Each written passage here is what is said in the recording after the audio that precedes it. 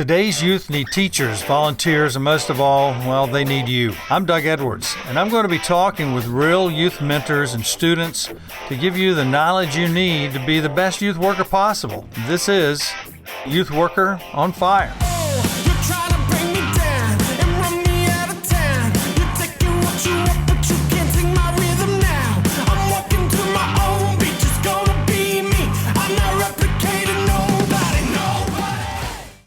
Hi, Youth Worker Nation. This is Doug Edwards with Youth Worker on Fire. And we have a special guest today. His name is Jay Strack. In fact, it's Dr. Jay Strack. And he has got so many things to tell you about getting through, accomplishing things. It's going to be overwhelming. He's an accomplished group builder, rock the universe, youth pastor summit, all kinds of things. Well, Doug, it's good to see you again. We've done a lot through the years, and I've always appreciated your mentality, I guess is the only way to describe it. I call it the Rebekah Principle. You always seem to do what is required and then some. You know, Rebekah brought water to the servants and then offered to get water for their camels. If you can imagine, an extra 10 trips per camel to try to water a camel. So you've done that. So when I heard about the podcast, Youth Workers on Fire, I thought, who better to be out here sharing wisdom? Who better to be an encouragement than you? Because you've done that, and I'm very grateful. There have been several times we've kind of jumped off the high dive, wanted to do some things we had not done before, and next thing I knew, you were arranging a meeting with somebody that was key at Disney or key, here in the community that provided great insight to us on education and on how to help highly trained people keep that edge. How do they get continuing units, educational units? How do you train the trainer? So anyway, I would be amiss if I didn't thank you for those things, and I hope all the listeners know that maybe have just heard about Youth Workers on Fire that you've been doing this longer than either one of us want to admit, right? But so who better? So I'm excited to see you again, and always appreciate your help. It's kind of funny. We're working on a huge project for the future, the online school of the future, if you will, and we're really trying to figure out how to meet a need for the 7 leading educational streams: public schools, private schools, private Christian schools, home schools, KIPP schools, knowledge is power, programs in the inner cities, NAM schools, National Association of University Schools. So all these very distinctive, unique educational streams make up K through 12 in the United States. So as we try to get in that world, inevitably in the course of the conversation, I go, now, I'm the student that have all of us here pulling our hair out about. I'm the student that had some learning challenges, and I think we now recognize that there's a significant number of our boys and girls and adolescents in this country that for whatever reason have some real challenging issues, maybe personality, maybe emotional, maybe learning disabilities. For me, I was very dyslexic, never got diagnosed till I was in college. I'm gonna state the obvious right now. I'll be Captain Obvious for a moment, but I was diagnosed as being very DDDD, and they added about 12 Ds. But none of that really came out until I was in college. And so in the process, I had a lot of bumpy roads, 6 broken homes as a kid growing up in Florida. So I know firsthand what happens when a young couple has alcohol in their home and when a young couple don't have any room for Jesus in their lives. So I just think of all the youth workers, whether they're at the Boys and Girls Clubs of America or volunteers at the YMCA or an after-school program or some of the campus ministries out there, First Priority and Fellowship of Christian Athletes and some of these great organizations, and then all the youth pastors. You put all that together, we see every day what happens when kids are brought up in a home where there's about 7 or 8 things going on that pretty much is going to determine the direction they go in. So throughout my life now, fast forward all these years later, I realize that whatever we're doing, if it's something that's for the kingdom, if it's a spiritual objective, I gave my life to Jesus when I was 17. hair to my waist, track marks up and down my arms, and been busted 4 times, dropped out of school twice. So when I was 17 as a methamphetamine addict, Jesus changed my life. I was a part of the Jesus movement, and the emphasis on the Word of God and big deal about Jesus. And we met 7 nights a week, so that was my AA group. That was my Alateen, Al-Anon, and that was my support group. People always say, "Did you go through a support group?" Yes, 7 nights a week, man. Where have you been? What are you doing? Does that honor Jesus? I mean, So the Jesus movement really helped transform my life. The good news, the gospel. I went back to my hometown to pastor some years later, after I was doing a lot of much bigger, larger events across the country. And a reporter said to me, "How does it feel to come back to your hometown," which was Fort Myers, Florida? "Don't you know that a prophet has no honor, in his own town?" And I said, "Well, first of all, if I came sashaying back into Fort Myers going, 'Hey, everybody, Jay's here. It's okay. I've got all the answers. Do what I tell you,' I promise you that would not be a very pretty picture. Yeah. There wouldn't be anybody give me 5 seconds, and I couldn't blame them.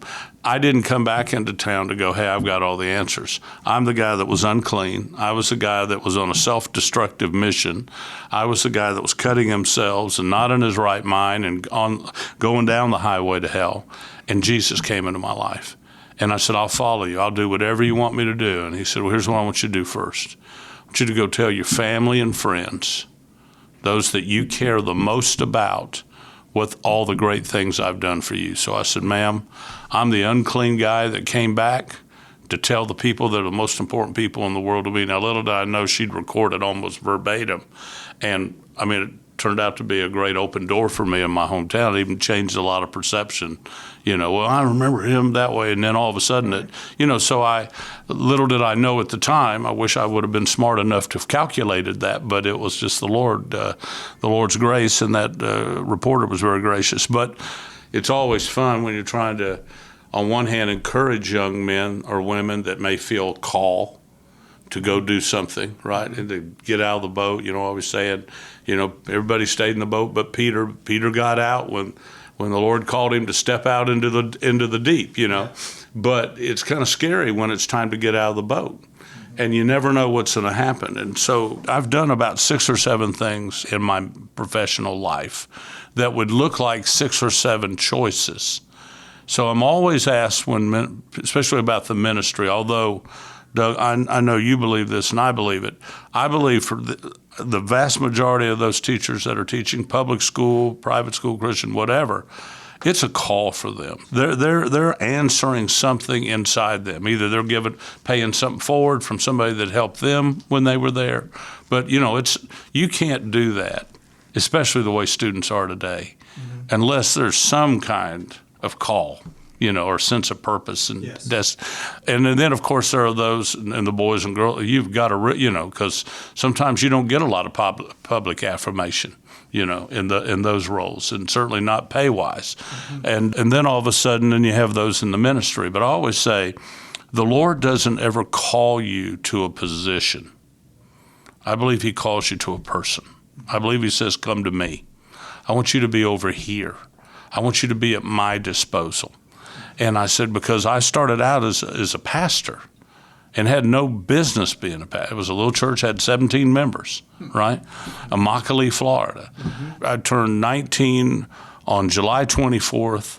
I got licensed on August 15th, and I got married August 19th. So, I got ordained December 19th. So, I started out as a pastor. Mm-hmm. I made 100 mistakes as a pastor. Mm-hmm. As a young preacher. Mm-hmm. But I hope everybody will please understand this. I have friends who've made a fraction of some of the mistakes, and even at the nowhere near the degree of a mistake. I'm not talking about morally or doctrinally, but I'm just talking about, Jay, you don't do that. Yeah. You don't tell somebody if they don't sit down and be quiet, you're gonna hurt them. Just things from my background. But I've seen some people be treated so poorly, even when they're young. And it's almost like they get the stew beat out of them. They get the fire put out before they even get a chance. And so I look back now and I realize, Jay, you're not all that. But when there was an opportunity for somebody to deal heavy with me or somebody to say, Jay, man, I got to tell you, that's the greatest sermon I've heard in years. But the title, good night, son, are you back on drugs? I mean, you know what I mean? But they did it in a way that didn't make me think I was no good or I was not worthy or wasn't qualified or couldn't make it, you know. Yeah. So there's always the people along the way that are quick to try to slap you down, criticize you. Everybody has got an opinion. And there'll be a lot of critics along the way. But I found for every one of those, the Lord's going to have several, right, that are great, great encouragers and motivators. For me, you know, if I might just say, when I left that, so I had a couple of tough things that I had just not handled well as a kid, you know, very immature, that they lovingly got me through. But then it was obvious that I needed to go to school. I didn't know, you know, I was sitting in college in another Old Testament class before I ever heard about David and Goliath. I remember leaning over to a kid beside me in class, and I said, let me get this straight. The kid killed the giant with a rock. I know to this day he thinks Jay Strack's a liberal.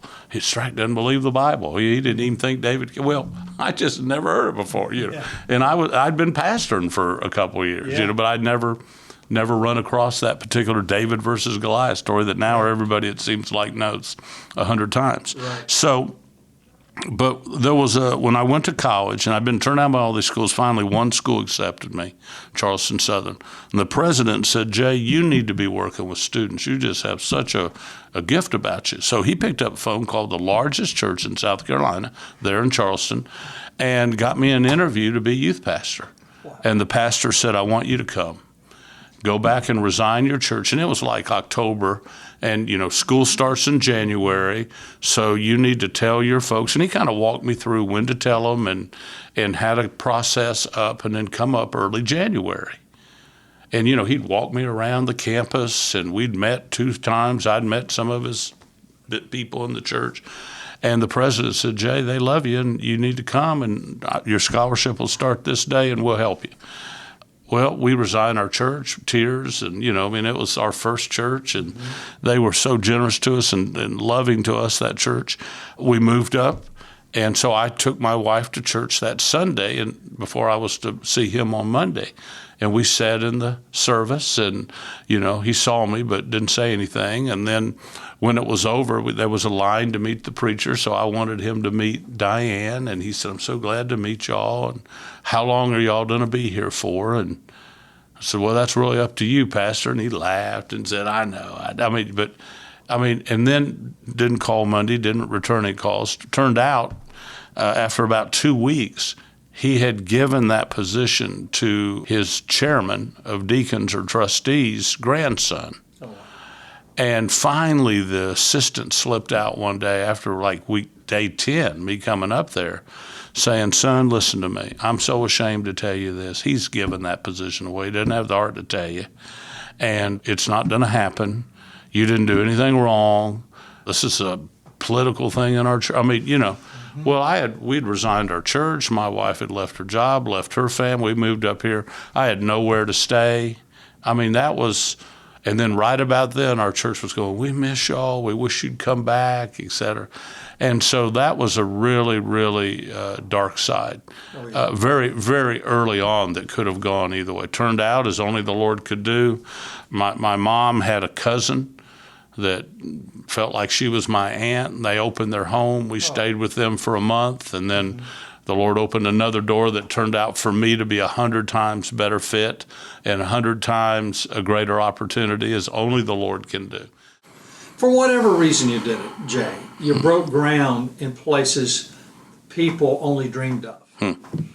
Tell me about Rock the Universe. I mean, we got Student Leadership University, and from that you got Rock the Universe. And I remember the first, that's how old I am, the first Night of Joy. Right, right. At Disney. Right. And then when you came along and did this, all of a sudden as a youth pastor, youth worker, now I had a place that guaranteed that this is what my teenage students will love. Right.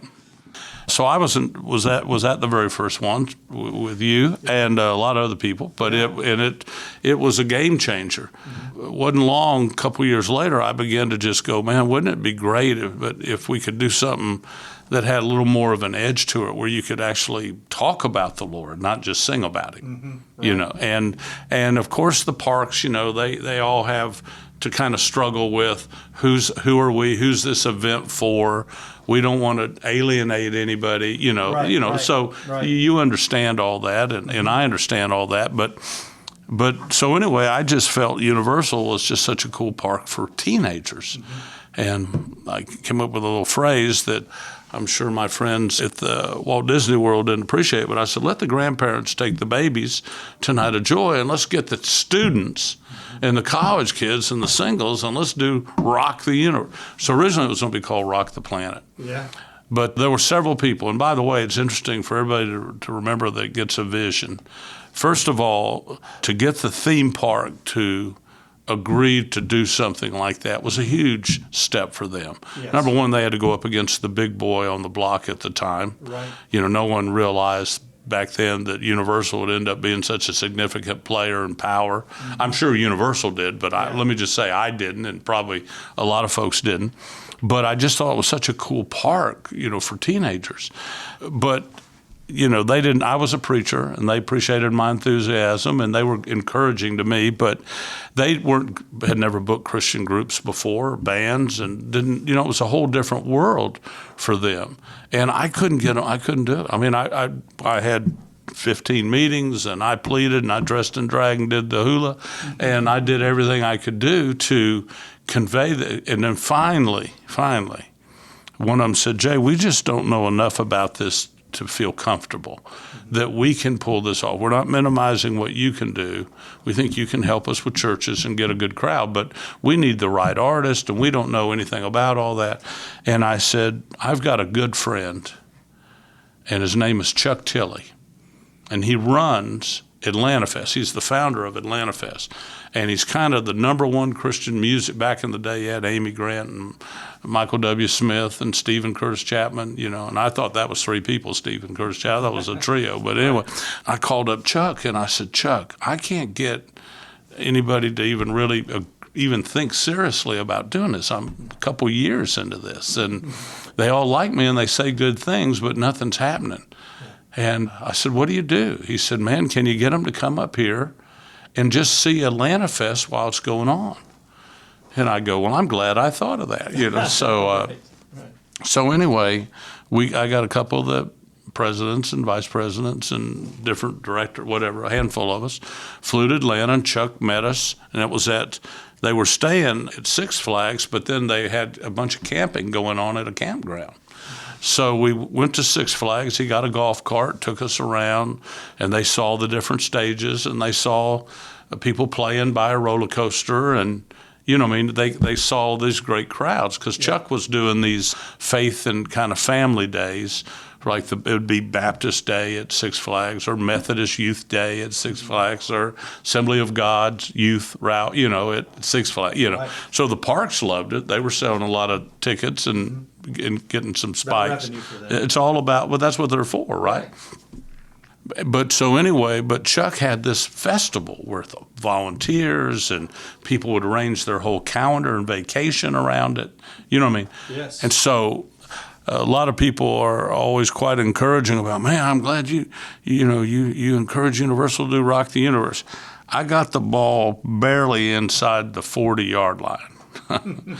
But when I drafted Chuck Tilley, when Chuck Tilley came on the scene, and they could see it and kind of realize, hey, we got the one guy here who knows the Christian music business, and he's a professional. He knows how to negotiate. In fact, he'll negotiate his other events, help us get a better deal, and it'll probably help him get. I mean, Chuck just brought so much to it. So I always tell everybody I'm second chair on that deal. But Universal, I kept saying, we need to do something for youth pastors.